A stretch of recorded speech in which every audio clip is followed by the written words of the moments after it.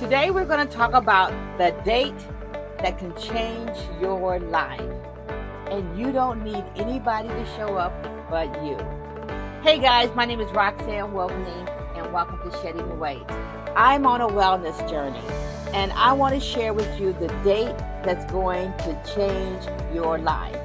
I've been reading this book called This Could Be Us by Kennedy Ryan, and it talks about self-dating. And as I'm listening to this book on audio, I said, you know what? This is a great tip for my community when it comes to building balance and on their wellness journey. What better way to find out about what you need, what you want, where you want to go, who you are, than self-dating? And so I wanted to kind of go over some ideas of how self-dating can be the key that's going to change your life. Now, what is self-dating? It's dating yourself. It's taking yourself out. It's doing something with yourself. It's cherishing yourself. It's making sure self is the focus of the evening. Okay, so let's talk about self-dating. Now, I want you to understand that self-dating is a relationship. It's a relationship with you. And you guys, you know how we do it. When we go on that date, we get our hair done, we get our makeup on, we put that favorite outfit on, we just do it all. Perfume, fresh panties, we do it, y'all. We do it all. So take the time, whether you're a casual person or a dress-up person or whatever activity that you decide to do, that you do it for yourself. Now, when you do this date, you're going to be focusing on your emotional wellness, your social wellness, your spiritual wellness, your physical wellness, environment, and finance. So every aspect of our journey is going to be impacted when we're on this date with ourselves. Now, this could be a one-time thing, or you could make it a series, do it once a week. It could be, and to flush out that thing that you're trying to figure out. So whether it's one time or multiple times, let's try self-dating at least one time. And guys, this is even for my married people in the community. You can self-date and still be married. I'm married, and I definitely started to take myself on some dates. Okay, so let's understand what self-dating is. I want you to understand you're prioritizing yourself, and this leads you to a better life. I want you to personalize this date. I want you to begin to incorporate it into some level of routine. And one of the things that I'm going to do, I have a garden, and so this evening, for my self-date, I'm going to take myself to a garden shop and start looking for some plants that I want to get out in my garden and look at what I want to bring to life. And so my date is taking myself to the garden and buying myself some plants. I want you to reflect when you're there. Reflect on not just being alone, but I want you to reflect on what being alone means. Why do you feel good with just being with self? And if you don't feel comfortable, ask yourself why.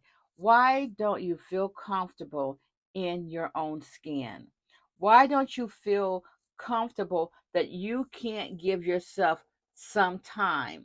Give yourself some time, guys. I want you to ensure that this time that you're spending is going to take you forward. It's going to give you an opportunity to reflect. It's going to give you an opportunity to find yourself. Okay, so let's look at this. Think about this. When was the last time that you spent some time with yourself? Are you a type of person that always has to be either the center of attention, always have to have someone around? And if that's true, ask yourself why. Why can't you be still? Okay? Take the time to take a warm bath. Quit the 2-minute showers. Take some time to be alone and ask yourself, what does being alone mean? What can it bring to the table that's going to take me forward. Okay? So now, what is self-defining self-dating? Self-dating is spending intentional quality time, pardon me, with yourself to explore your interests, your passion, or to rest without validation. Okay, you are making a uh, an intentional time. You make it intentional. You're doing this on point and on purpose, and so you're choosing a day, time, place to make sure that this is for you. It's just not all of a sudden you're by yourself and okay, it's a date. No, you're going to do this as if you've planned it. Well, you have planned it. Now the benefits is when it comes to your emotional wellness, you're going to build strength and resilience.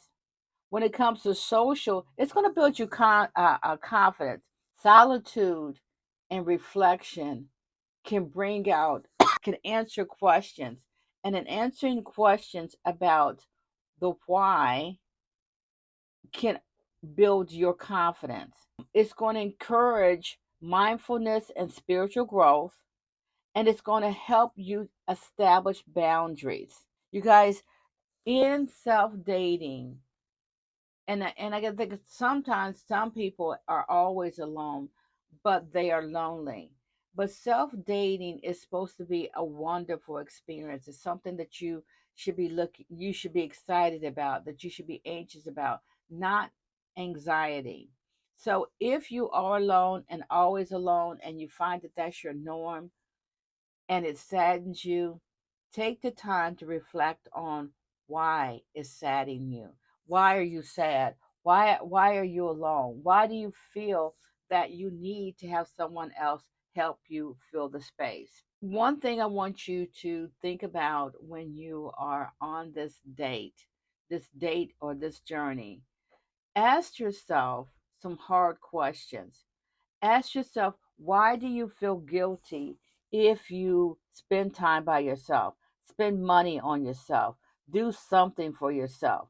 Why do you feel a need to always to be a people pleaser? How is your inner self not being balanced? Because this is what this journey is about. This journey is about it's about finding balance. And so take the time in dating time to reflect on some why questions. One of the things that I encourage you to do, if you have not, I want you to download my assessment. There's an assessment if you're on Facebook.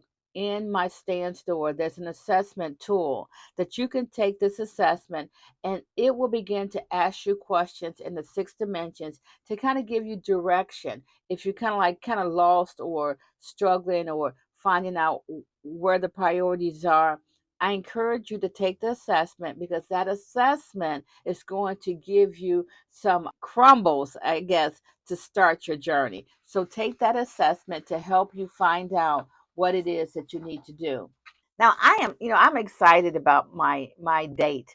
I'm excited about doing something for myself. Because I think sometimes as we get older, if you're a mom, if you're a wife, or even if you're single, if you're a mom, you've always been in the caregiver mode. If you're a wife, you're always taking care of the family or organizing, coordinating everything that's going on. If you're single, sometimes it's all about you, but you have failed to make it special. So I want to encourage you to take the time to make this time special.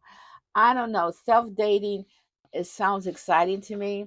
I can remember when in my 20s, I used to every pay period take myself out to dinner. I would take myself to a show. I would venture and do things that I normally wouldn't do, try things that I wouldn't try. And it was very reminiscent. I reminisced. It was very, I don't know if that's the right word. It was very, to think back, reminiscence. I don't know if that's a word, on some good times in my life. And so once a month, I'm going to start doing it again. I'm going to have a self dating date. I'm going to put it on my calendar, because I know that I can be the best date ever. if I take myself on a date. So I hope this little tip kind of jars you. For those who are readers, I would encourage you to read the book This Could Be Us. It's been a good book so far. I haven't finished it, but it's been enough to spark an idea and thought for me, to encourage you to self date, because I think it's a great journey and I think it will be a great way to bring balance to your life. So, again, this is Roxanne Wilkin and giving you a tip on how you can gain balance in your life. You have an awesome day.